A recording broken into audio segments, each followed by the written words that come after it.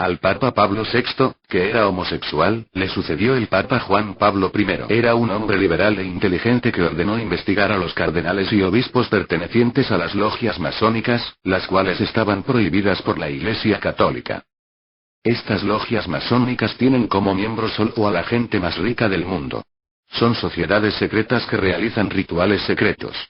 Habían sido condenadas por el cristianismo, por lo que ningún cura, obispo o cardenal, ni nadie con un puesto oficial podía ser miembro de una logia masónica.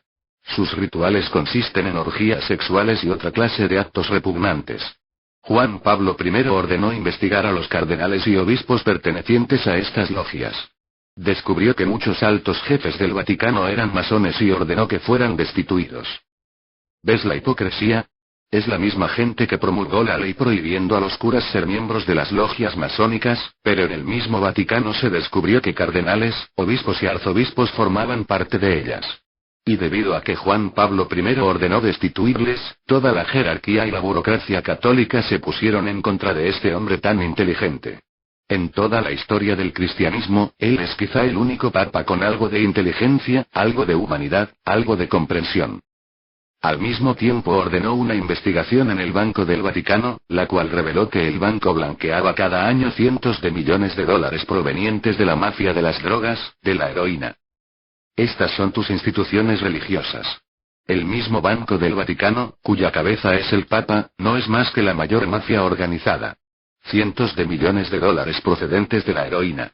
Hablan y predican contra las drogas cuando entre bastidores ellos mismos trafican con ellas. También convocó una asamblea para anunciar que la Iglesia apoyaría el control de la natalidad. Realmente era un hombre de gran entendimiento. Quería llamar a la píldora católica. Pero antes de poder convocarla fue encontrado muerto en circunstancias sospechosas. Fue asesinado. El gabinete del Vaticano declaró que murió de un paro cardíaco, pero eso es absolutamente falso, porque su propio médico personal afirmó que su corazón estaba perfectamente y que nunca había tenido ningún problema. Y lo más significativo es que no llamaron a su médico personal. En su lugar, los responsables del Vaticano ordenaron inmediatamente embalsamar el cadáver e impidieron que su médico le examinara. También rehusaron la autopsia. No se expidió un certificado de defunción, de modo que hasta hoy, oficialmente continúa viviendo, puesto que no hubo certificado de defunción. Y se hizo la autopsia después de haberlo embalsamado. Pero una vez que se embalsama un cadáver, después de extraerle la sangre del cuerpo y reemplazarla con sustancias químicas, resulta imposible averiguar si ha sido envenenado o qué fue lo que sucedió. Pero la situación es muy clara. Personas cercanas a él sostienen que los papeles que él tenía en la mano cuando el cuerpo fue descubierto, eran los de su testamento. Dándose cuenta a medianoche, de que había sido envenenado, de que iba a morir, habría tratado de escribir su testamento o contar lo que le había sucedido, lo que le habían hecho. Pero misteriosamente sus papeles desaparecieron al igual que el frasco con su medicina. Se cree que mezclaron veneno en su medicina y que él la tomó pensando que era su medicamento. Cuando el veneno empezó a surtir efecto, debió de haber tratado de escribir su testamento. Debió de haber tratado de contar que, según parecía, había sido envenenado y que se estaba muriendo. La gente que lo encontró primero, vio que era el testamento lo que apretaba en sus manos.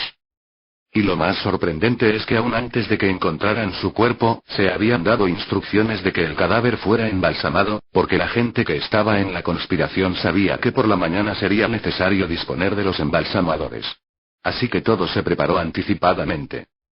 No fue una muerte accidental.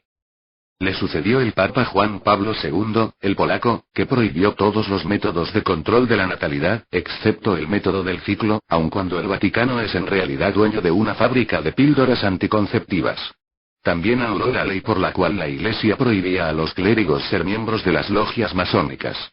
Y ascendió a Marcinkus, el jefe del Banco del Vaticano, al cargo de arzobispo y le nombró miembro de su círculo personal. Este hombre era el mismo hombre que dirigía la mafia que blanqueaba el dinero de la heroína a través del banco.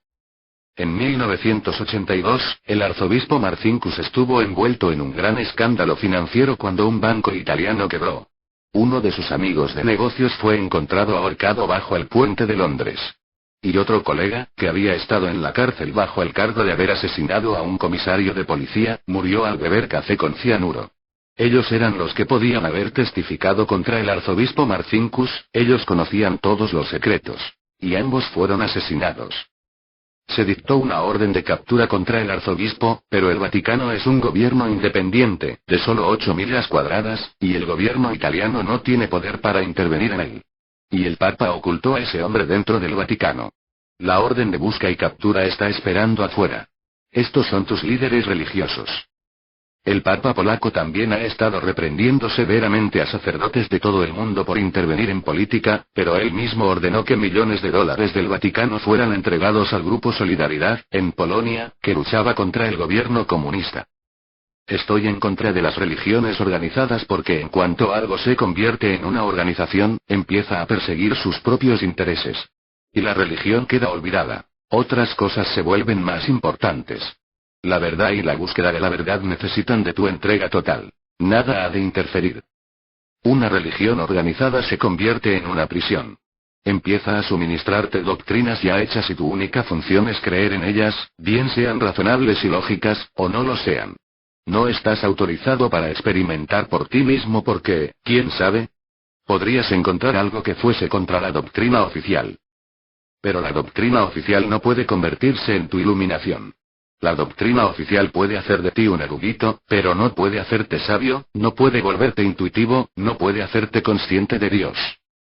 Critico al Papa porque no solo es la cabeza visible de una religión organizada, sino también la cabeza de un gobierno. No es gran cosa, solo 8 millas cuadradas, pero aún así, es reconocido como jefe de Estado, tiene representantes en la ONU, tiene embajadores en diferentes países. La religión es algo tan elevado, y la política es algo tan bajo, que has de recordar esto. Cuando se mezcla algo bajo con algo elevado, es siempre lo elevado lo que se corrompe, no lo bajo, es siempre lo superior lo que pierde su calidad de ser superior. Lo inferior no tiene nada que perder. No puede caer más bajo. Está ya en lo más bajo. La religión y la política deben estar separadas. Y en cuanto la religión se organiza, se convierte en política. Por lo tanto, la religión jamás debe organizarse. Ha de ser la búsqueda privada, personal e íntima de cada uno. El individuo ha de tener al menos un área de su vida en la que pueda ser totalmente libre, sin que nadie decida por él, donde pueda abrir sus alas como un águila y volar por el cielo, sin cadenas, sin ligaduras, sin obstáculos. La religión florece solo en un corazón absolutamente libre de doctrinas, de creencias, de iglesias, de mezquitas. Quiero que todo el mundo sea religioso, pero no cristiano, ni católico, ni hindú, ni musulmán. Ser solo religioso es suficiente. ¿No puedes ver estos simples hechos? La honestidad es la honestidad. No es ni cristiana ni hindú. La verdad es simplemente la verdad. No puede ser musulmana, ni cristiana. El amor es simplemente amor. No puede ser oriental, ni occidental. La compasión es compasión. No pertenece a ninguna raza, a ningún país, a ningún clima, no depende de la geografía ni de la historia. Estos son los ingredientes de una conciencia religiosa. La meditación es simplemente científica, de la misma forma que lo es la física, sin preocuparte de si es hindú, o musulmana, o la química, sin preocuparte de si es protestante, o católica. Cuando vas al médico nunca miras si la medicina es hindú o budista. La realidad interna es simplemente puro silencio.